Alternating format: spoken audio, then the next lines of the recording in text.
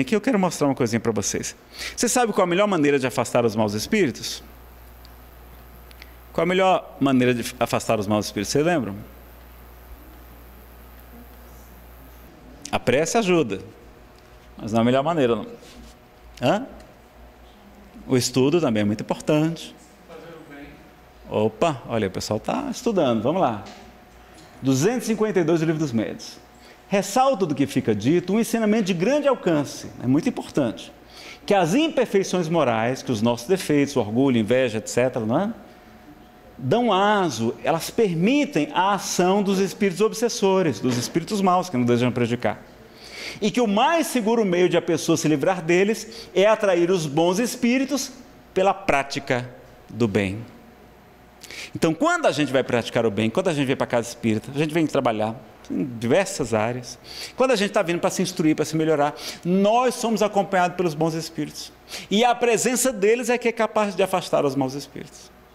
Então, quando a gente vai fazer um trabalho social, a gente está achando que está fazendo um favor. Não, nós somos os maiores beneficiados, porque nós estamos sendo cercados pelos espíritos bons, além dos mentores daquela pessoa orarem, agradecerem a nossa visita.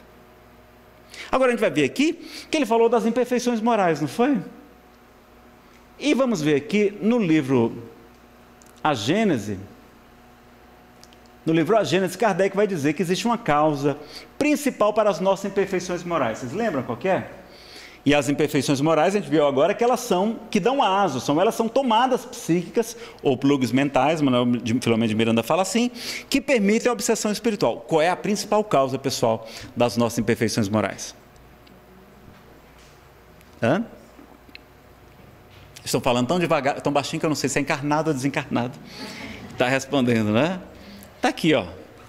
A principal causa das nossas imperfeições morais é o instinto de conservação. Está lá no livro A Gênese, obra básica. Kardec não é para ser lido, não é para ser estudado. E ele falou sobre esse assunto. Ele não aprofundou, o livro é de 68, ele retorna ao Mundo Espiritual em 69. Mas o nosso orientador perguntou, Nazareno, quais são os instintos de conservação? Bom, nós temos a fome, a sede, temos o sono, o instinto da sexualidade, o instinto maternal, a agressividade, mas nós temos um instinto muito útil, mas muito perigoso, chamado medo. O medo ele é útil, porque ele impede que a gente cometa loucuras, não é verdade? Mas o que é a avareza, que já está junto com o egoísmo? Não é medo de passar fome, passar privações, passar necessidades, e a gente começa a acumular bem, riqueza, tesouros, com medo do que pode acontecer? Os nossos irmãos psicólogos vão dizer que o segundo maior medo do ser humano, depois do medo da morte, é o medo da rejeição dos pais, da gente não se sentir amado pelos pais. E como nossos pais gostam de gente rica, normalmente é assim, né? Gente bem-sucedida financeiramente, a gente vai desenvolver ainda mais o egoísmo, a avareza, a cobiça, a ganância, a ambição desmedida. Nós vamos roubar, corromper, sermos corrompidos, furtar, sonegar impostos porque a gente quer o dinheiro, porque a gente quer os aplausos da família ou da sociedade, porque a gente tem muito medo de não ser amado, de ser criticado, de ser rejeitado, de não ser considerado tão bom quanto os nossos irmãos, não é? Nossos familiares. Então, o medo por trás, olha, da cobiça, da ganância, da ambição desmedida. Ciúme é amor? Não, ciúme é problema de autoestima, e a pessoa tem medo de perder o ente querido, que acha que não merece. O que é inveja? Aquelas mulheres lindas, aquelas top models, aquelas atrizes de Hollywood, de olhos maravilhosos, sorrisos contagiantes, corpos esculturais, elas são belas, são ricas, são famosas, são altas. E para terminar de arrasar com a gente, elas são terrivelmente magras, não é? É uma coisa horrorosa, a gente fica se achando baixinho, gordinho, feio. E aí, para compensar aquela inveja, porque elas são uma ameaça para a nossa autoestima, não é? A gente vai falar mal dela, vai usar maledicência. A fulana está usando drogas. A Divaldo tem esse defeito. Por quê? Porque quem brilha muito nos ofusca. E fazendo diminuir, aparentemente a gente cresce. O que é a ansiedade? O que é ansiedade? Quem aqui já teve gastrite, esofagite, ou uma dessas ites da vida? Além do palestrante, levante a mão, por favor. Aí o pessoal fica mais solidário quando eu levanto a mão também. O que é a ansiedade? Não, medo do futuro. Do que pode acontecer e normalmente não acontece. A gente esquece que existe uma programação reencarnatória, está lá no Livro dos Espíritos, questão 258 e seguintes. A Kardec pergunta se os espíritos, antes de reencarnarem, se eles anteveem, se eles aceitam, se eles planejam o principal gênero de provas que enfrentarão na Terra. E os espíritos dizem que sim, e nisto lhes consiste o livre-arbítrio.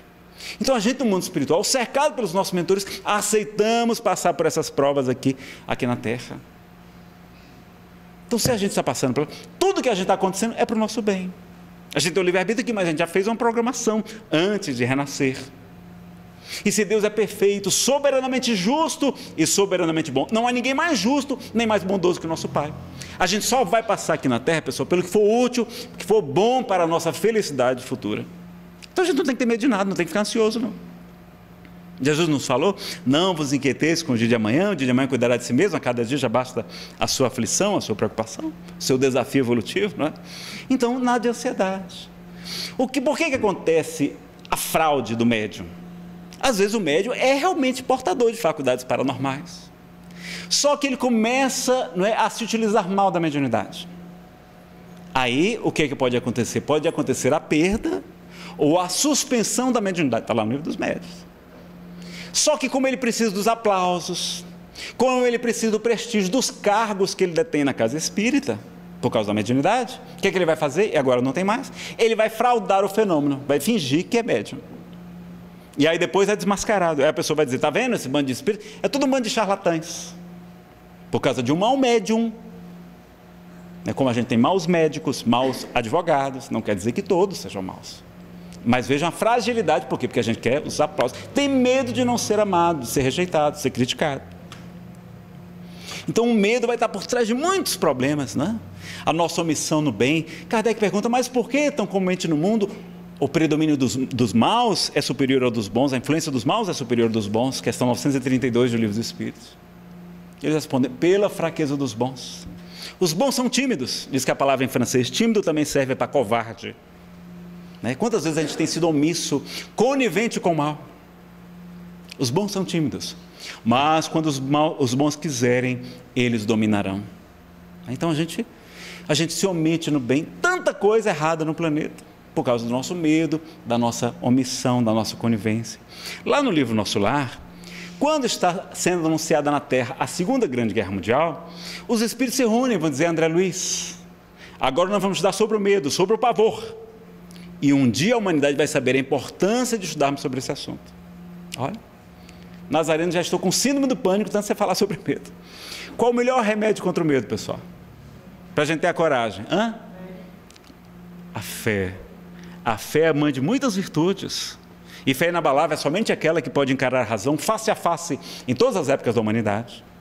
Nazareno, eu compreendi perfeitamente. O problema é que minha fé é menor que um grão de mostarda. Como é que a gente faz para fortalecer a fé? Para a gente ser menos egoísta, ter menos cobiça, menos ganância, menos ambição desmedida, roubar menos, fraudar menos, sonegar menos, para a gente ser menos ciumento, menos ansioso, menos invejoso, menos maledicente, menos conivente com o mal, isso é tudo de bom. Como é que a gente faz para fortalecer a fé? Com conhecimento. Conhecereis a verdade vos libertará.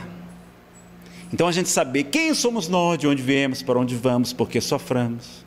Conhecer a doutrina espírita, estudar espiritismo. E também o autoconhecimento, que é o meio prático mais eficaz de o homem melhorar-se nesta vida e de resistir aos arrastamentos do mal.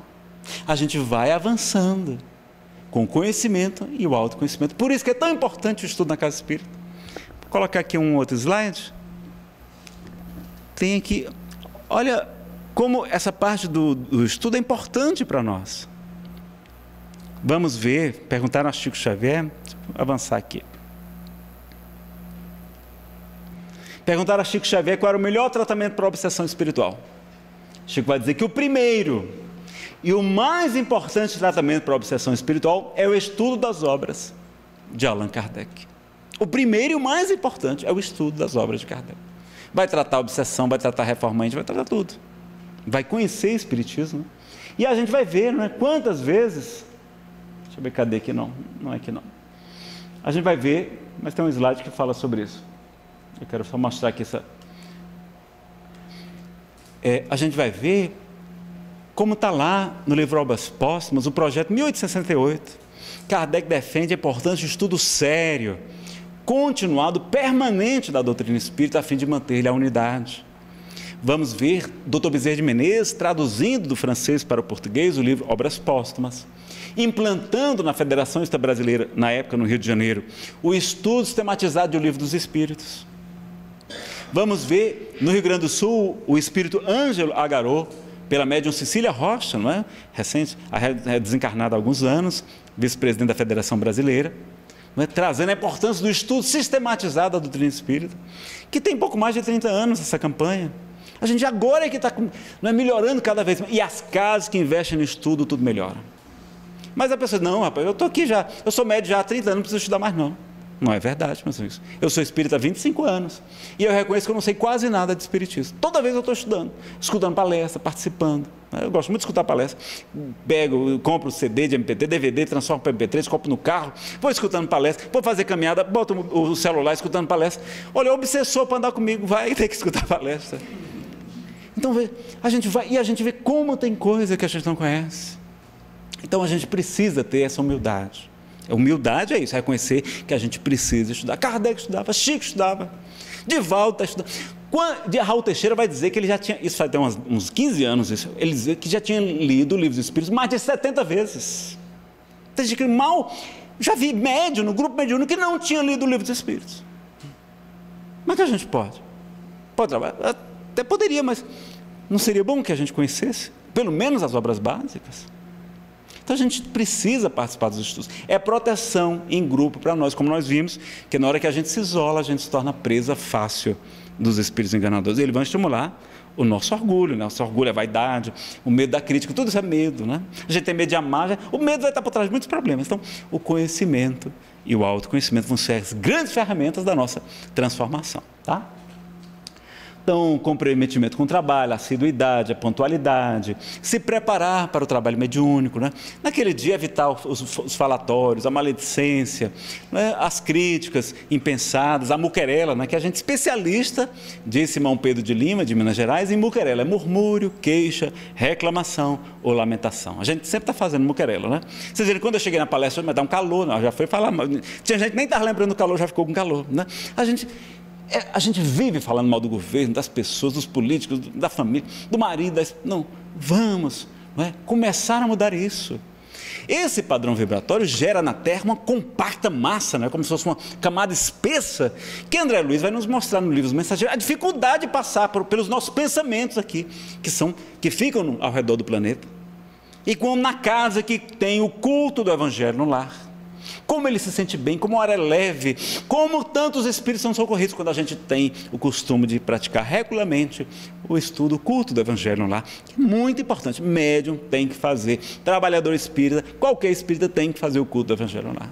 Uma vez por semana, meia hora é suficiente. A gente está ali protegendo a nossa casa, não é? São colocadas barreiras eletromagnéticas, nos ensina o livro Os Mensageiros de André Luiz, não é? Então, o equilíbrio, a disciplina, não é só a disciplina do horário, não, é a disciplina do pensar, não é vigiar os vossos pensamentos e orar a fim de não caíres em tentação.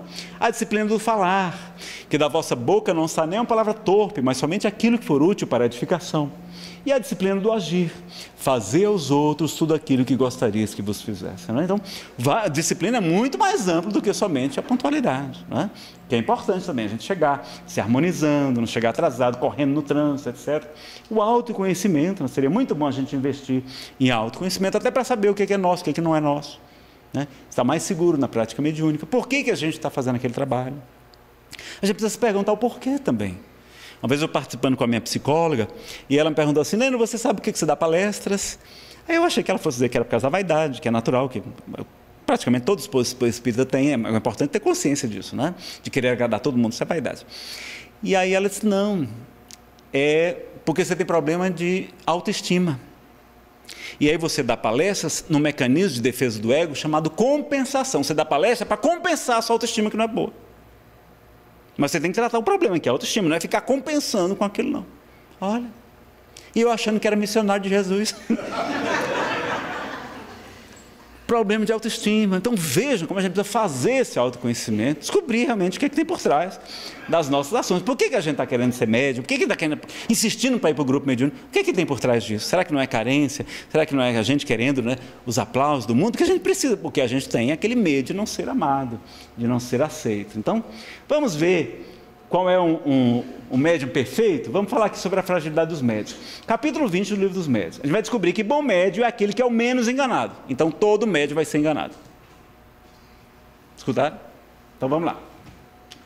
Nona pergunta: qual o médium que você poderia qualificar de perfeito? Aí os espíritos respondem: perfeito? Ah, bem sabes que a perfeição não existe na terra, sem o que não estariais nela. Dize, portanto, bom médium, e já é muito. Por isso que eles são raros. Então são raros os bons médiuns. Olha aí, a maioria de nós é atrapalhadinho. Tá? Médium perfeito seria aquele contra o qual os maus espíritos jamais ousassem uma tentativa de enganá-lo. O melhor médium é aquele que, simpatizando somente com os bons espíritos, tem sido o menos enganado. O melhor é o que foi menos enganado. 10ª, se ele só com os bons espíritos simpatiza, como permitem este que seja enganado? Os bons espíritos permitem, às vezes, que isso aconteça com os melhores médiuns, para lhe exercitar a ponderação e para lhe ensinar a discernir, ter discernimento, o verdadeiro do falso. Depois, por muito bom que seja, um médium jamais é tão perfeito que não possa ser atacado por algum lado fraco. Olha quantos lados fracos a gente tem. Isso lhe deve servir de lição. As falsas comunicações que de tempos a tempos ele recebe, então a gente vai ter de tempos a tempos falsas comunicações, são avisos para que não se considere infalível e não se ensoberbeça. Porque o médium que receba as coisas mais notáveis não tem que se gloriar disso. Como não tem o tocador de realejo que obtém belas áreas movendo a manivela do seu instrumento, aquelas, né, coisa antiga que era só mexer na manivela, que tem os ferrinhos lá que fazia a música. Então o médium é apenas um instrumento. Vejam que até Pedro, pessoal, mal inspirado, Pedro, 5 minutos antes, ele está com Jesus, os discípulos estão perguntando, né?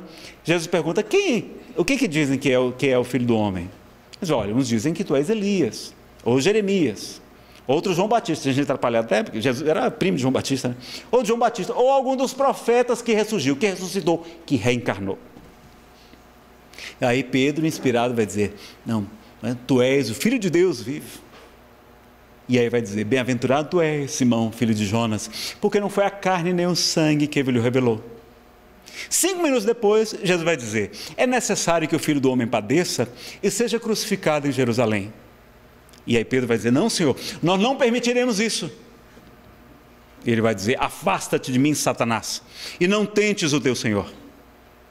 Então, olha, 5 minutos antes, Pedro está super inspirado, uma entidade de altíssima envergadura. 5 minutos depois, é ele que era missionário da primeira hora, médium extraordinário. Pedro, João e Tiago eram os melhores médios. Ele vai dar a comunicação de um espírito atrasado. Vai permitir o medo, né? Vai permitir aquela manifestação.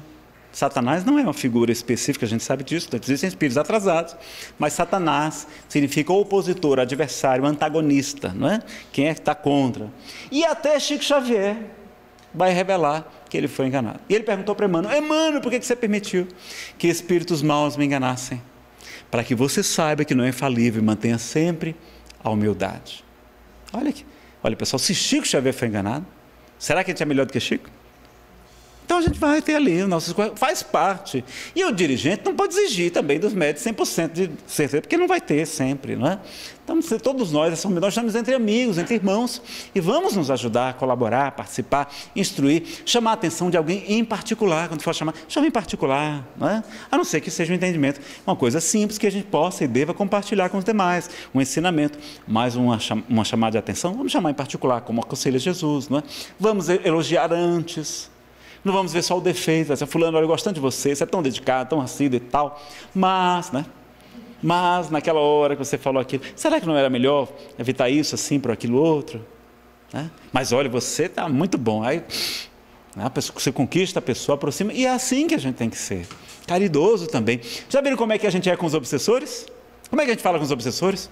Ô, meu irmão, seja muito bem-vindo, olha, nós estamos aqui para lhe ajudar e tal. Às vezes o espírito terrível, levando a pessoa ao suicídio, às drogas, e a gente, meu irmãozinho, né? Às vezes precisava até ser mais duro. Jesus era muito duro, às vezes, com os espíritos.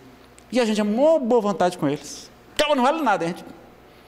Aí, quando termina a reunião, aquele mesmo dirigente é implacável com um trabalhador espírita. Meus amigos, os trabalhadores são poucos. Né? A colheita é farta, mas quão poucos são os trabalhadores? Rogai ao Pai para que Ele vos envie mais trabalhadores para a sua seara. Os trabalhadores são um tesouro da casa, a gente tem que ter um maior carinho com eles, não pode ser assim. Aí o Espírito Samuel Lucas, ele diz assim, Nazareno, por que vocês não tratam os trabalhadores do mesmo jeito que vocês tratam os obsessores? Do mesmo jeito que os obsessores. Imagine, a gente trata pior do que os obsessores. Não é verdade? Então, assim, ter esse cuidado, esse carinho. Tudo bem que a gente faz pela causa, mas a gente é meio atrapalhadinho. Alemânio dizia que a verdade é como um diamante. Todos nós temos muito apreço pelos diamantes. Mas o diamante é uma pedra, que se você jogar a pedra no rosto da pessoa, você vai machucá-la. Você tem que envolver o diamante no veludo do amor, não é? E entregá-lo com suavidade para as pessoas. Uma vez um palestrante foi conversar com o Chico, disse, Chico, você tem que se defender, Chico. Olha, isso é um absurdo, estão me falando calúnias a seu respeito. Chico, a verdade deve ser dita, doa em quem doer. E aí Chico, todo quietinho, né? Pegou um lápis e psicografou. No mundo, a fórmula para se encontrar a felicidade com esplendor é uma gota de verdade dentro de 1 litro de amor. Eu vou repetir. No mundo, a fórmula para se encontrar a felicidade com esplendor é uma gota de verdade dentro de 1 litro de amor. Não é? Só o Chico para ter essas coisas, não é? Então veja, a gente tem lá, lembrar disso. Então a gente é frágil, vai ter que dar esse desconto para os trabalhadores, não é? Já falamos aqui já do animismo, não vamos deixar de trabalhar no bem, nem de nos autoaperfeiçoarmos. Lembrar da obsessão dos médios, é uma coisa muito comum. Os médios têm opiniões pessoais, crenças, condicionamentos herdados da própria casa espírita, já falamos isso aqui, da mistificação dos falsos profetas, né? E o cuidado para não desmoralizar a doutrina e diminuir a esperança e a fé das pessoas, né? Como a gente vê às vezes com autores, que a gente não tem aquela segurança, então tenha esse cuidado. A gente se lembra lá na mensagem da haverá falsos cristos e falsos profetas, no Evangelho segundo o Espiritismo, né? Então pelos frutos se conhece a árvore, essa é a principal regra, João nos esclarece, que eu já falei também. Olha os perigos da profecia. Jim Jones vai dirigir uma religião, 900 pessoas cometem suicídio, inclusive ele, por causa de orientação equivocada, médium, não é? Nessa época de 2012, teve um astrobiólogo da NASA, o Dr. David Morrison. Ele foi a público e disse, olha pessoal, não tem nenhum planeta se aproximando da Terra, nem de nada programado para 21 de dezembro de 2012, porque o pessoal estava dizendo, tinha uma senhora que escreveu para ele, dizendo que ela ia se matar e matar seus filhos pequenos, porque não queria que eles sofressem o final dos tempos. Aí ele foi investigado onde é que vinha esses boatos. Encontrou 3 fontes, mas uma fonte era uma médium, lá nos Estados Unidos. A médium disse que teve contato com extraterrestres chamados Zetãs, nada contra extraterrestres não, mas olha o cuidado, o perigo, né? Tem gente, muita gente não acredita, então tem que tomar cuidado falar de extraterrestre. Então, e esses Zetãs disseram para ela que a Terra ia se acabar no dia, e não me lembro agora da data, 5 de maio do ano 2008 ou 2009. E aí no dia seguinte, como a Terra não se acabou, os repórteres de televisão foram lá. Mas como é que a senhora falou que o mundo ia se acabar ontem e não se acabou? Ela disse, não. E os Zetãs me disseram que aquilo apenas foi um teste, mas que 21 de dezembro de 2012 o mundo vai se acabar. E aí vocês viram, né? Acabou, chegou o dia 22, a gente estava lá com a nossa mesma conta para pagar tudo, né? E o povo... Eu tive que fazer várias palestras sobre esse assunto, porque... Então, o cuidado... E aí o que é que ficou desmoralizado? A mediunidade. E lá nos Estados Unidos eles se chamam médiums, eles falam que são médiums, psychics também, mas é médiums, cobram, fazem correr do além aberto, sem nenhum cuidado, médio, sem conhecer espiritismo. E ainda se diz espíritas, e não é espiritismo de Allan Kardec, é o espiritismo inglês, que não tem nada a ver com o espiritismo francês. Então, uma série de cuidados que a gente tem que ter, não é? Até aquele livro de Arthur Conan Doyle, The History of Spiritualism, gostado do inglês? É lá do Ceará, não é grande coisa. Foi traduzido para o Brasil com a história do espiritismo. Não era a história do espiritismo, era do espiritualismo. Um livro de 600 páginas. Sabe quantas páginas tem falando de Allan Kardec? 3, de 600. Infelizmente a Federação Brasileira publicou uma versão nova com o título correto, né? A outra não sei de quem era a editora, com o nome de A História do Espiritualismo, porque lá não é falando só de espiritismo, pelo contrário, fala de muita coisa, né? Então cuidado com os espíritos pseudo-sábios, né? E lembrar do controle da universalidade do ensino dos espíritos. Kardec, no Evangelho segundo o Espiritismo, vai nos falar disso. Vai dizer que uma nova revelação não é a comunicação de bom ânimo, uma comunicação de estímulo para o trabalho, não. Uma nova revelação, como foi a doutrina espírita, deve ser ministrada por diferentes espíritos, através de médiuns estranhos entre si, e sem estar sob a mesma influência. Então, hoje a gente não tem como fazer mais isso, não é? Hoje com o WhatsApp, com a internet, com tudo, a gente fica sabendo o que está acontecendo, tudo. Mas a gente tem hoje os grupos espíritas, os estudiosos participando, a gente está fazendo esse controle de uma maneira diferente. Mas para uma nova revelação ter mais legitimidade, na época de Kardec, ele vai dizer que ela tem que ser ministrada por vários espíritos. E sempre submeter à razão, à lógica, ao bom senso, senão ela já deve ser descartada. Então era uma maneira de ter mais autenticidade, não é?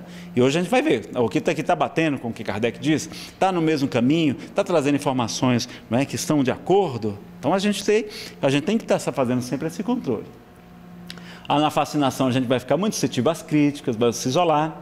E o espírito Erasto vai dizer que é preferível rejeitar 10 verdades a aceitar uma única mentira. A gente fala 99, não, é 10 a aceitar uma única mentira, tá?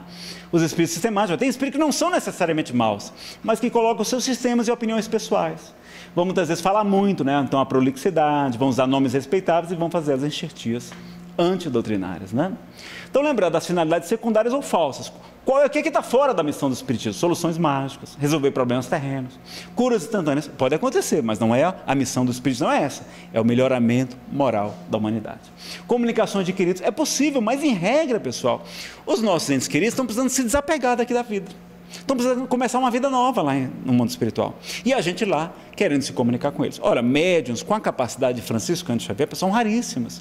Chico só vai começar esse trabalho depois de ter psicografado mais de 100 livros, e com muita cautela, e ele com todo o aparato, com todo o trabalho mediúnico. Há quantas pessoas que foram lá e não conseguiram mensagens? E ele vai dizer, o telefone toca de lá para cá. Então é como Jesus nos fala, deixar aos mortos o cuidado de enterrar os seus mortos. Então quem desencarnou está precisando, vai ser atendido pelos espíritos, está precisando começar uma vida nova. Se a gente ficar chamando, buscando, se apegando a eles, a gente não deixa que eles prossigam na sua evolução. E o espírito desencarnado é muito mais impressionável, dizem os espíritos, está lá no livro dos espíritos também. Então ele sofre, não é, com mais intensidade os nossos pensamentos, o nosso sofrimento. Vamos chorar de saudade, vamos ver o nosso luto, mas não vamos ficar com aquela rebeldia, aquela revolta diante das leis de Deus, não é? Então ter essa consciência, que pode acontecer, pode, durante o próprio sonho, a gente pode se encontrar, mas que não é a missão princípio do espiritismo garantir que a pessoa vindo no centro espírita vai receber a mensagem do ente querido. A gente não tem como garantir isso. Não é verdade? Então ter essa humildade, essa consciência. Olha, médios assim são raríssimos, tem aqui no Brasil, tem vários, a gente conhece alguns médios, bons médios trabalhando, mas tem até lá em Fortaleza, não é? Um amigo muito querido que eu conheço pessoalmente, trabalho maravilhoso, com perícia lá, comprovando a assinatura, com ossada descoberta pela polícia, depois do espírito dizer onde é que estava a ossada para a mãe, desesperada, há 3 anos procurando, saiu até nos jornais. Então existe também, mas essa não é a missão fundamental disso. A missão é melhoramento moral da humanidade, tá certo? Lembrar sempre disso, focar sempre nisso. Adivinhar o futuro, há exceções, a doutrina da prosperidade, nós já falamos aqui, e a riqueza, né? No livro dos Espíritos, 533. Pode os Espíritos fazer com que se obtenham riquezas, os que lhes pedem que assim aconteça? Quer dizer que os Espíritos podem trazer riqueza para a gente? Aí, não é, Kardec pergunta isso, Nazareno, agora eu vou ler o livro dos Espíritos, fiquei interessado agora, não é? O que é que vai dizer? Algumas vezes como prova, quase sempre, porém, recusam, como se recusa a criança a satisfação de um pedido inconsiderado. Mas são bons ou maus os espíritos que concedem esses favores? Uns e outros, depende da intenção. As mais das vezes, entretanto, os que concedem são os espíritos que vos querem arrastar para o mal e que encontram meio fácil de o conseguirem, facilitando-vos os gozos que a riqueza proporciona. Que a riqueza, se ela é fruto do trabalho honesto, tem um problema com ela, não é?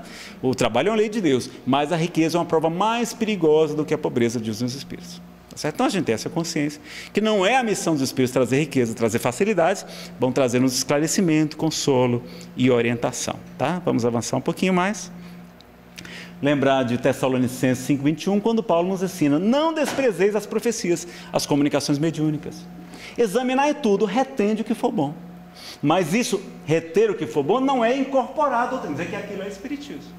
Pode ser uma coisa boa para a gente utilizar, pode da filosofia dos orientais, mas sem dizer, não é que aquilo lá é espiritismo. Então tem as recomendações da revelação progressiva.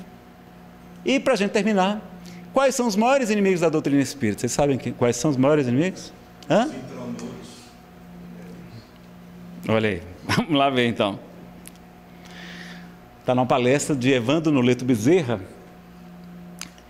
que ele diz o seguinte, que Kardec vai dizer que os maiores inimigos do Espiritismo não são seus detratores, aqueles que o atacam, não, que falam mal do Espiritismo, porque esses já se apresentam como são.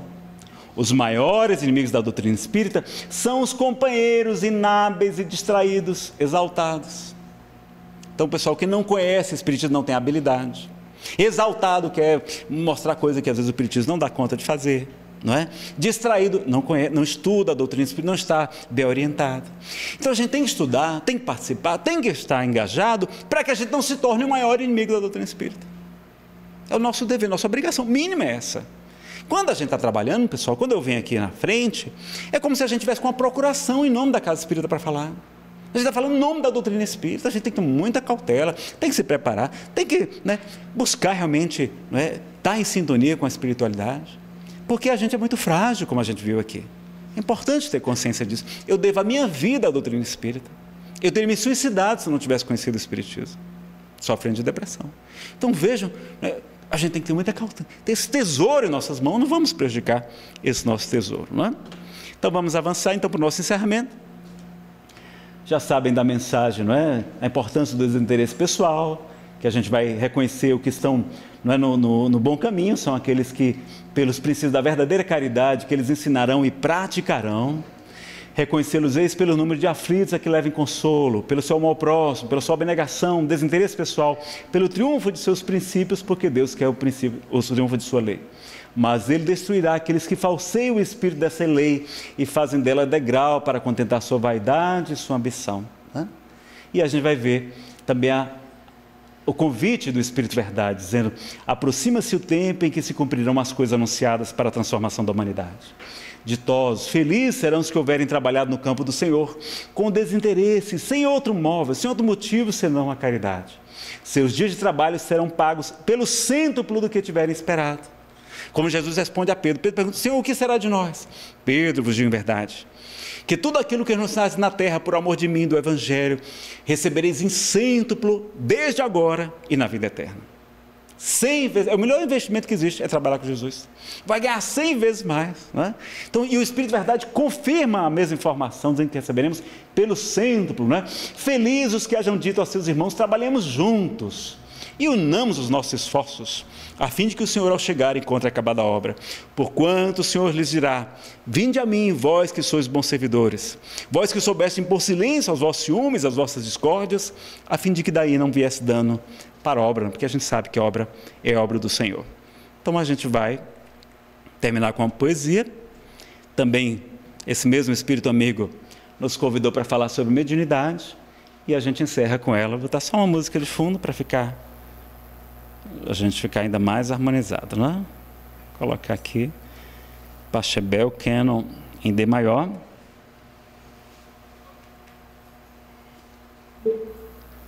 Para a gente ler a nossa poesia com música, vai ficar mais legal.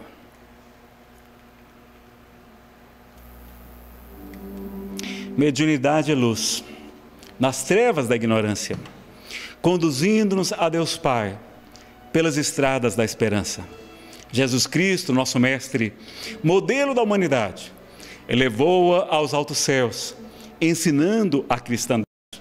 O pobrezinho de Assis amava tanto ao nosso Senhor, que lhe pede um dia a graça de compartilhar sua dor. Elevando-se no amor, na paz e na humildade, escutava a voz do Mestre, convidando-o à caridade. Ouvindo os santos da terra, a menina Joana d'Arc salva a França da guerra, ensinando-nos a coragem. Surpreendendo reis e heróis, na fogueira ensina aos seus, brilhando qual meus sóis, minhas vozes vêm de Deus. Allan Kardec, o codificador, missionário de Jesus, apresenta o Consolador, e a terra envolve em luz. Rasga os véus do invisível, trazendo-nos a verdade. Os Espíritos do Senhor retornam pela santa mediunidade. Eurípides ouve o mais belo sermão do monte explicado, pela mediunidade fulgurante de um camponês iletrado. Na sexta-feira da paixão, o servo fiel de outrora, conclamando compaixão, trazia as luzes da aurora. Vicente de Paulo aparece e saúda o missionário. Maria de Nazaré esclarece a tarefa da educandária. Ivone do Amaral Pereira, entregando-se a Jesus, a heroína se converte em bênçãos de amor e luz. Exemplifica o testemunho da fé e da humildade. Esparge os dons do eterno em luzes de claridade. Um outro menino, Francisco, nas lutas da orfandade, fez de sua vida uma bênção de bondade. Para as mãezinhas sofridas, em textos psicografados, devolvia a esperança de seus filhinhos amados. Instrumento dócil e fiel na mão de seus instrutores, traz-nos em centenas de livros as lições de seus mentores. Por isto, meu irmão, se traz a mediunidade, torna-te um celeiro de luz, abraçando a oportunidade. Nada temas, pois o Mestre há 2000 anos nos convida. Vem tu e segue-me hoje. Eu sou o caminho, a verdade, a vida. Abraça a tua cruz, esparge o amor infinito. Serve sempre com Jesus e Deus estará contigo. Então, muito obrigado, meus amigos, pela participação de vocês. Vamos abrir para perguntas, se vocês tiverem alguma pergunta, mas de preferência só perguntas fáceis. Então vamos fazer a nossa prece? Posso pedir para Chico Xavier fazer a nossa prece? Então vamos ficar bem relaxados, bem concentrados. Mas eu não serei o médium não, tá? Vai ser um vídeo. Quem sou eu? A gente vai colocar um vídeo, vocês encontram na internet. Tem lá, chamado Homenagem a Chico Xavier. Pode até ficar com os olhos abertos, porque é um vídeo muito bonito, tem umas imagens muito belas que Chico recebeu. Deixa eu só procurar aqui, Chico Xavier. A Homenagem a Chico Xavier foi um vídeo produzido durante o primeiro Congresso de Espiritualidade e Medicina em Washington, nos Estados Unidos, em 2006. Vai ser a nossa prece de encerramento.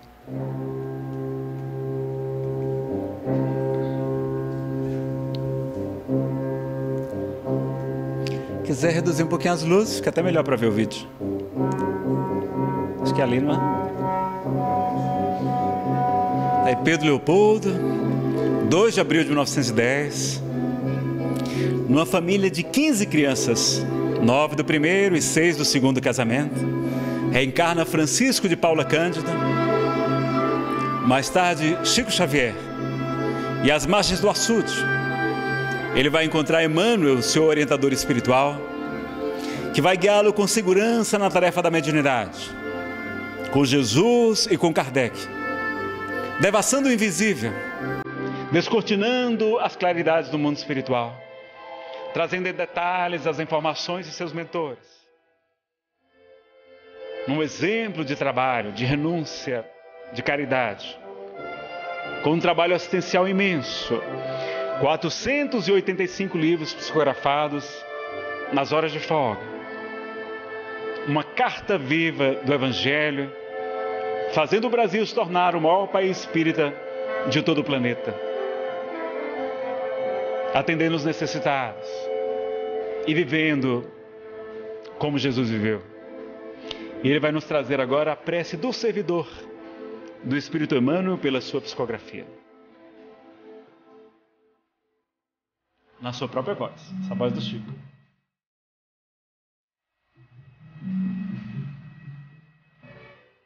Senhor, ensina-nos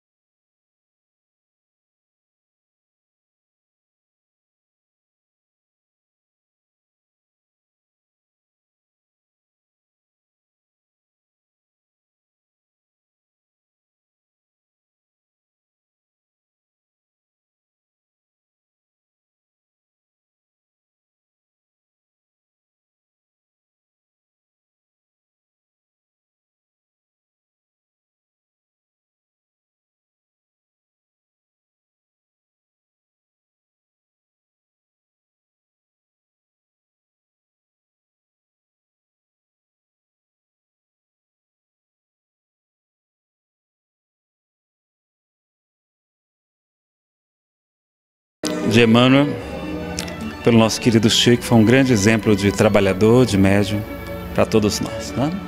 Então, muito obrigado pela presença de todos.